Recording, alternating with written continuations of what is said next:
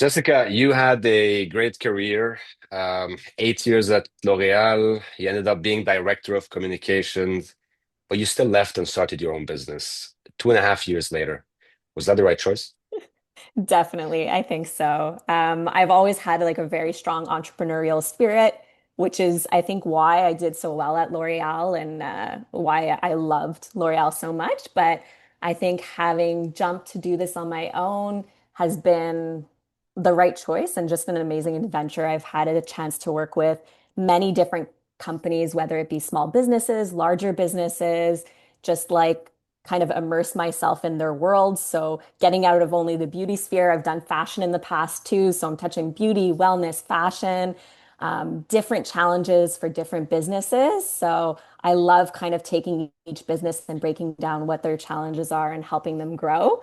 So I don't think as much as I love my role at L'Oreal, it was, bigger brands, and all within the beauty sphere. So now I get to step a bit outside that and help, smaller brands grow as well. So it's been an amazing adventure. Jessica, how do you know it's the right time? Do you have like a checklist? You're like, okay, I need this much money. I need this much. Like, how do you plan for this? So yeah, that's the hardest decision is when to take that leap. For me, I was on maternity leave with my first little boy. He's almost 4 years old now. So I was on maternity leave, had a few contacts reach out and ask me, hey, would you do some contract work on the side, help us with our business? And I didn't know what maternity leave would be like. It was my first child and it really hit me hard. It was it was way harder than I imagined. So I didn't say yes at first, but when it was time to go back to the office, it definitely was a little seed that started to grow and grow within my mind. And when it was time to go back, I just couldn't picture going back to my L'Oreal life. As much as I loved it, there had to be a balance. Like I was working 7 to 7. I don't live, my L'Oreal world was downtown city life. I would commute 3 hours a day to get there and back. And I just couldn't picture doing that with my little one at home. Like his day is 7 to 7. I put him down at 7 at night. So I couldn't imagine being away from him for that. So I go, you know what? If there's ever a time to do it, it's now. So I could kind of have that balance of feeding my personal ambitions, but then also being there for my family. So I had to take that leap of faith. And I mean, L'Oreal was amazing. And, it was a great conversation when I left. So I was confident, thankfully, that, hopefully that door would have remained open should I had misstepped and made the wrong decision and wanted to hop back. Um, but after I retouched base with those few contacts that had reached out, it just kind of sparked and I kept getting a few more clients and growing and growing. So ultimately, I feel like I made the right decision and it was a good leap at the right time. I felt like it was the right time. So yeah. So now, speaking of business, let's talk about your business. Brand storytelling, communications and marketing, public relations, content, social media, influencer marketing, high profile events. You're doing so much. So tell me, what do you do exactly when a customer comes to you or when you're looking for clients? What's your value proposition? Yeah, so I think for me, in my past life, in my role at L'Oreal, what I was doing was taking brands and bringing their unique stories or their brand purposes to life. So I think that's in essence what we do at Jay-Z Communications. It's bringing their brand purpose to life, whether it be through digital marketing, traditional marketing, social media, influencer marketing, events, any of that. But I think it comes from that lighthouse of what's my brand, what's its purpose. And we also help brands define their purpose if needed. But at the end of the day, our goal is to really shine a spotlight on the brands, shine a spotlight on their purpose, and help drive that messaging home through all their communications. Um, yeah, so I Jessica, hope do that. people know what they want? Yeah, I mean, eh, from a high level, I understand it, but do people understand or they just completely rely on you? They're like, okay, you know what? You're the expert. Figure out how things should look like for our brand.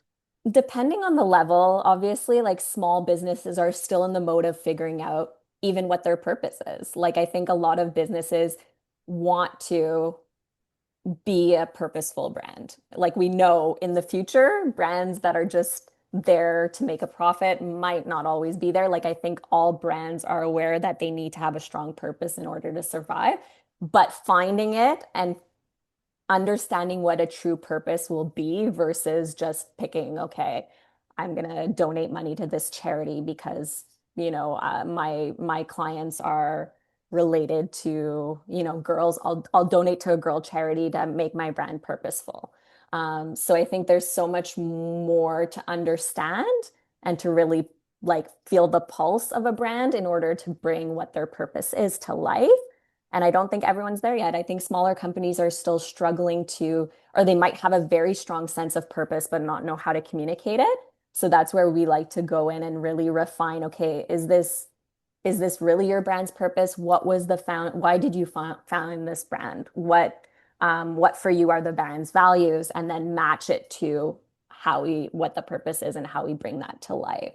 So no, not all brands are on the same level. Some are have a very, very strong defined purpose and come in and are like, okay, this is our purpose. How do we animate this on social? How do we animate this, through digital marketing? And that's obviously a little bit easier of a task on our side, but I like the challenge of the first one better and helping guide that brand to find its true purpose and what's going to resonate with its customer more. So a little bit of column A, a little bit of column B.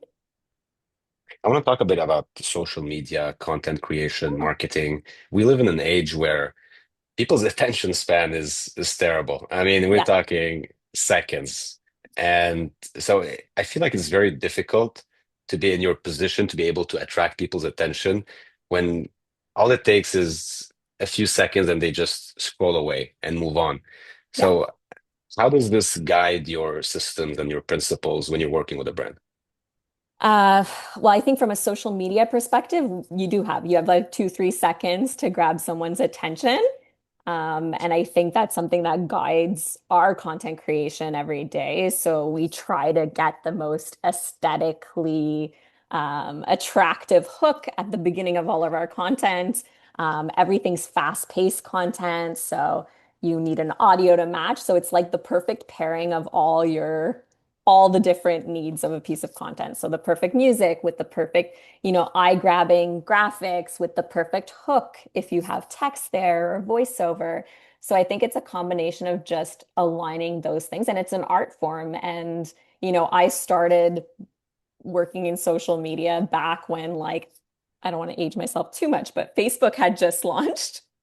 And so back then it was all about the graphics and obviously having a strong graphic to draw in and then a link to buy. But now it's evolved so much that, TikTok, it's 2 seconds video. You have to have so many things in line for it to work.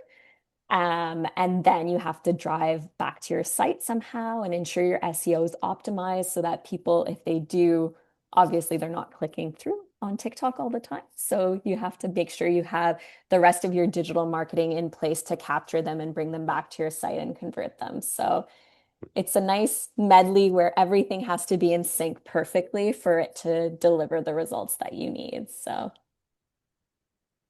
it's After definitely an two and art, and I'm a, learning every day. So, yeah, I mean, it's the industry is changing every day, so you got to yes, keep up. exactly. Yeah, 100%. Jessica, I want to ask a bit about your team. Do you have a team around you? You mentioned Yeah. that in the beginning you were alone, so I assumed there's someone now. Yeah, now we're a team of 5, which we just hired our fifth team member a few weeks ago. She started, I think, I want to say at the beginning of May. So that's been great. So it's really allowed us to grow and to bring in people with different expertise than myself and maybe more focused expertise. Because again, like I think throughout my roles, yes, in the past, I was a social media manager way back in my career and I did that for a bit. But, things have evolved so much that I'm definitely not in the details specialist when it comes to social. So it's been great to bring on board people with that expertise on the team and different points of view because I am a firm believer in brainstorming and just throwing out ideas, and that's the best way to get fun, creative, innovative ideas out there. So it's been great. We're a team of 5 now, and each team member contributes a bit differently. So, and we're all women right now. So it wasn't the goal, but we're a team of women now. So, um, yeah. Yeah, I mean, I'm really curious after like a couple of years are you still the centerpiece that has to be involved everywhere, or do you feel like you've delegated a lot? I I still do have to be involved, but I don't no, have to is the wrong word. I like to be involved. Um, because like a lot of the clients that I have are strong relationships from my past. So I still like to be involved to be able to contribute to the team and help guide them if needed. Do I have to? No. I think at this point, as I mentioned before, I'm on maternity leave, so I did hire someone to come in and replace me during my maternity leave and guide the team and work as that kind of reference point for them while I'm away. So I don't have to be there. I like hopping in. This is my passion as much as it is a job. It's also my passion. So being able to hop in and bounce ideas if needed, or if a client is launching something new and needs something super innovative, I love to just, you know, hop in, give some ideas or give some feedback to the team.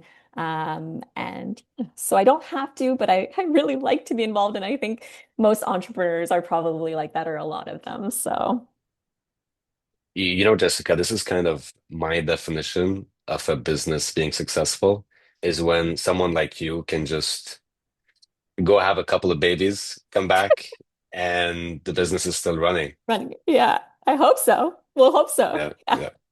So, But yeah, so it's great. that brings me to my final question. Hmm. What's the next big milestone for your company? I think for me, that's a very good question. Where do I want to be? Let's say, I'll say in like 5 years. I think we're a team of five. I think for me, when I hit like a trifecta of like a team of 20, um, that would be something that would be a big milestone for me. I think growing, like, I think each client can have its own milestone of growing their business, like, by 150, by 200%, depending on the business. If it's small business, help them move from being a small business to a medium-sized business. So for me, I have milestones for each of my client that I'm like, it's success when we bring you here. So I think each client would have their own. And then as an agency, for me, it's, building up that team to like 20 and just, continuing to be passionate about what I do every day and driving this further. So yeah, not the longest answer, but I hope that works. I mean that's a very realistic answer. Some things it's obviously working, so just keep doing it and growing it. Um, Jessica, thank you so much for doing this. It was really fun talking to Pleasure. you. Yeah, it's a pleasure, Antoine.